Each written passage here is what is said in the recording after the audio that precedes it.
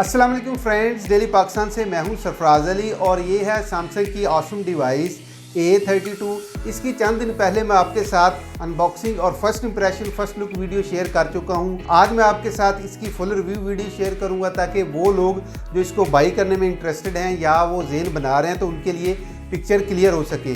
तो इसकी जो हमें ऑफिशियल प्राइस मिलती है वो है 41,999 रुपीज़। लेकिन मेरा ख्याल ये कि अगर आप ऑफलाइन मार्केट से परचेज़ करेंगे तो यही डिवाइस आपको 39,900 800 के अराउंड अबाउट मिल जाएगी। तो अब चलते हैं इसके फुल रिव्यू की तरफ। सबसे पहले बात करते हैं इसके डिज़ाइन की, जो मुझे बहुत अच्छा लगा क्योंकि सैमसंग की प्रीवियस जनरेशन से ये डिज़ाइन कुछ हटकर है। कैमरा बम्प की बजाय कैमरा बटन्स को यूज़ किया गया है। सिंगल हैंड आप इसको आसानी से यूज़ कर सकते हैं, कैरी करने में भी इजी है। 5000 मिली एम्पेयर की बैटरी के साथ वेट 184 ग्राम है। वेट डिस्ट्रीब्यूशन भी अच्छी है, ग्रिप करने में भी बुरा नहीं है। अगरचे बैक प्लास्टिक की है बट इस पर फिंगरप्रिंट स्मजेस ज्यादा नहीं आते और ना ही फील होते हैं। लेकिन 42,000 प्राइस रेंज में अगर बैक ग्लास की मिल जाती तो बहुत अच्छा था, इससे बिल्ड और अच्छी हो सकती थी। इसका दूसरा मेन सेलिंग पॉइंट इसका डिस्प्ले है। 6.4 इंचेस का सुपर एमोलेड डिस्प्ले जो गोरिल्ला ग्लास की प्रोटेक्शन के साथ आता है। कलर क्वालिटी कमाल है, फुल HD प्लस की रेजोल्यूशन दिखने को मिल जाती है। कलर्स काफी शार्प हैं, स्क्रीन सैमसंग की अपनी है तो दोस्तों गड़बड़ का कोई सवाल ही पैदा नहीं होता। यहाँ वाइल्ड वाइन L1 का सपोर्ट मिलता है। नेटफ्लिक्स या कोई और आप सीरीज देखना चाहते हो तो कोई इशू नहीं। और यहाँ एक और प्लस पॉइंट मिलता है, वो है 90 हर्ट्ज का इसका रिफ्रेश रेट जो सैमसंग A सीरीज में यूज कर रहा है। ये बहुत ही अच्छा ऑप्शन है। सैमसंग ने इस पॉइंट में काफी इंप्रूवमेंट दिखाई है। 800 निट्स की ब्राइटनेस मिलती है। डे लाइट में विजिबिलिटी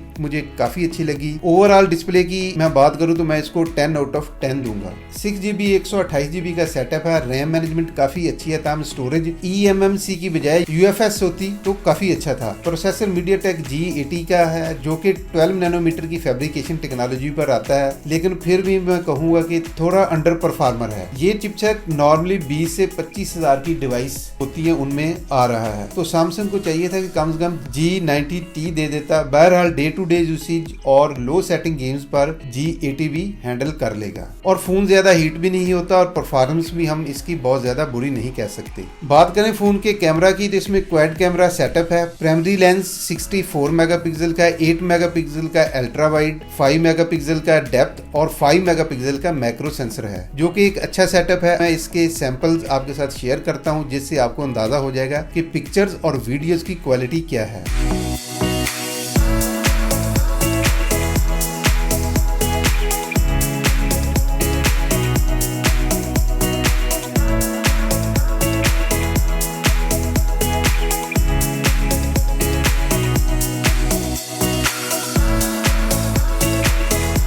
फेसिंग कैमरा 20 मेगापिक्सल का है, लेकिन बाय डिफॉल्ट ये 20 मेगापिक्सल पर काम नहीं करता। आपको सेटिंग्स में जाकर इसको 20 मेगापिक्सल के सेटअप पर लाना पड़ता है, फिर वो काम करता है।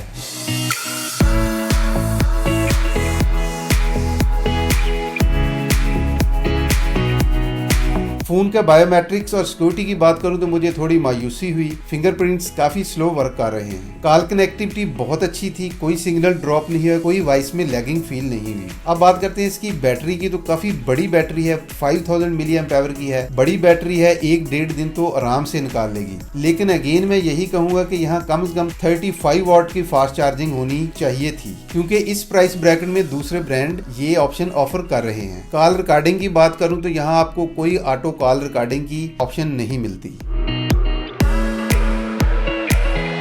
तो फ्रेंड्स, अगर मैं आपके साथ अपने फाइनल ओपिनियन शेयर करूं इस डिवाइस के बारे में, मेरे ख्याल से अगर सैमसंग थोड़ा सा इसकी सिक्योरिटी और प्रोसेसर को थोड़ा सा इंप्रूव कर देता तो ये डिवाइस और अच्छी निकल कर आती। अगर आप वो सैमसंग के फैंस हैं और थोड़ा सा ब्रांड कॉन्शियस भी हैं और उसके अलावा अगर आप चाहते हैं कि रीसेल को भी आप जहन में रखें तो ये डिवाइस आपके लिए एक अच्छा ऑप्शन हो सकता है। तो आज की वीडियो में इतना ही। मिलते हैं किसी नेक्स्ट वीडियो में। देखते रहे डेली पाकिस्तान। अल्लाह हाफिज़।